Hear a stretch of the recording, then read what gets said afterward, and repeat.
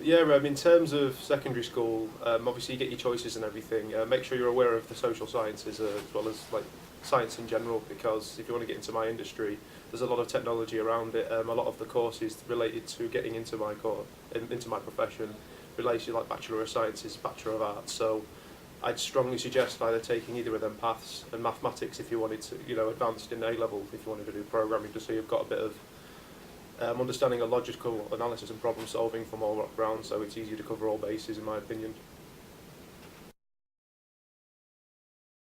In terms of recently researching, academically I like to keep my eye on the games industry because it's a growing immersive technology at the end of the day.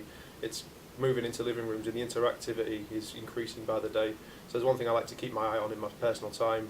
In terms of work, I'm working on Watch Dogs currently for Ubisoft Reflections based in Newcastle. I've been here 4 months, that's been so far so good, fantastic.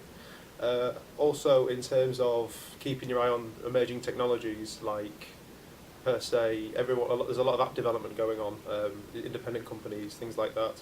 So it's nice to keep a whole overall spectrum and an opinion on everything really, like blogging. That seems to be the growing thing these days. Probably for the project I'm working on, the best thing about that would be that everyone's talking about it. In previous roles, I used to work on the Lego games, which is nice. They are enjoyable and everything, but there's a target audience, so it's very difficult at times when crunch comes in to be ambitious about what you do. But when E3 came on this year, everyone was talking about the title. I had to stay off Facebook because everyone just sending messages, and you just have to, you don't want to do an open Q&A session. And not just that, but the people really do make it enriched, because it's nice to be surrounded by different creative minds that can pass on some advice, and they're also human beings outside of work.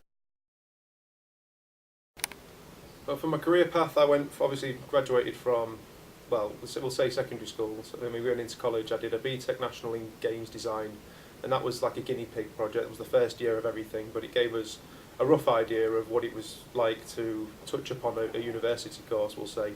Also, from there, I went to Bolton University, and I decided I was burning the candle at both ends, so I decided to take a HND/BSc, so I had a bit more of a perspective of what I was studying and what I was getting myself into. Because everyone likes to pick what they want to be, and then you have to equip yourself with them tools, academically, educational, and in all aspects, just to get to that position. And from there on out, again, I came out of university. Sometimes it's hard when you come out of university to get a job. I'm a fully qualified scaffolder as well, and then I kept applying while I was scaffolding, and from that I got a call from Sony, 3-month contract, and then after that I did a year stint at Traveller's Tales, worked my way up from just a tester to co-project lead, and then from there on I've got to Ubisoft Reflections, and I've been here ever since. That's within just under 2 years. Well, as I said before, the thing about the career like ours is it's creative, it's exciting, it's fresh, it's very spoken about. A lot of people have different opinions on the games industry. It's still very new as a media, because if you look at films, even when they first came out, there was some controversy, some forms and everything. But games like to be the scapegoat. But I like that because that means that it's a lot more open-minded of what you can do with it. I mean, obviously you need to think ethically, but in terms of design, immersion, how the player has an effect on that world, it's.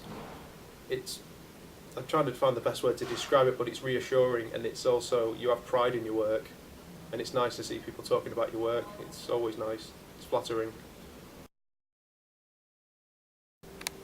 A career like mine, obviously everyone has different aspirations, but the main thing that everyone seems to do in the industry is again. I was talking about previously secondary school, like pick art or added science or things like that, or additional maths, just to help increase your skill set to progress further on. At university, you're going to find things a lot easier, and then when you get out of there, sometimes it's difficult to walk into straight to be a junior programmer or just to be a designer. So everyone sees QA or testing as a talent pool, to which then that's how you build up your communication skills with the developers, and then you can talk to them and how, well, on the same common ground. Because if you want to be a programmer, there's an aspiring programmer, it's nice to hear from the veterans, the experienced people.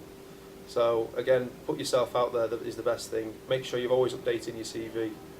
If one application doesn't work, then edit your CV, change your approach, but then go for the same position.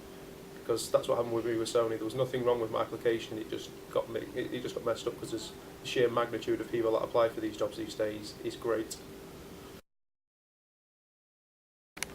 In the games industry, the best thing about it, I'd say, is working in teams, because everyone leans upon each other. You have that trust aspect. So when the times are good, you share in that joy, and when the times are bad, you pick each other up and you lean on each other, which for me is fantastic. Rather than just sitting you in the corner, if you're going through a bit of a tough time with an issue, someone will help you out with your work, and there's always, again, like I said, the wisdom around you. It's there to be utilised, which is what I appreciate.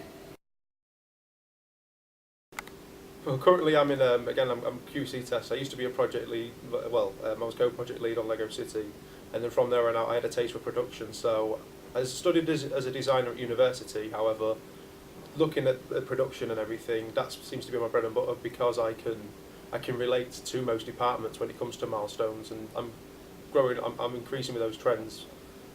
In terms of working at Ubisoft, there's a lot of people. You see, if you ask where you want to be, you can talk to the producers, you can get some advice. It's the best thing about it.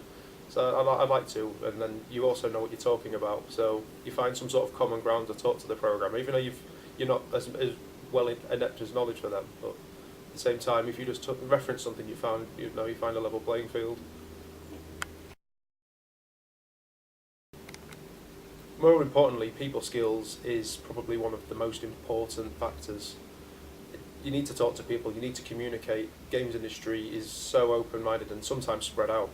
So everyone's everywhere, here, there and everywhere. I mean, we have places in Pune, Montreal, Quebec, and you need to maintain them skills, not just personally, but even digitally.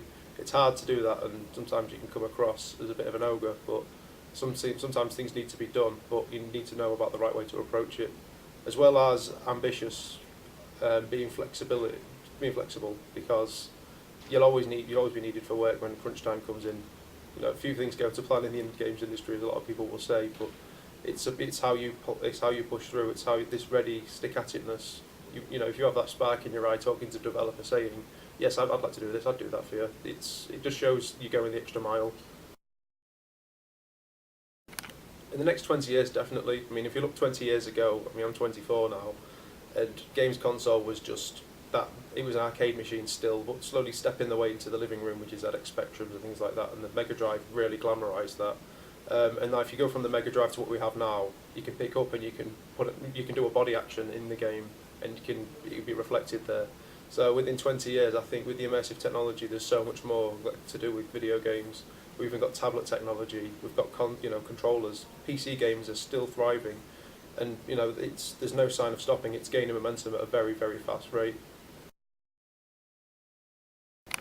It was only difficult in terms of the talent pool, because there's so many good graduates coming through. It's a fight for places. You're all competing for jobs. You're all competing for places. Our lecturer told us that very early on in the course. He said, "I'm not going to lie to you, but you're all in competition with each other." That's the best thing about that.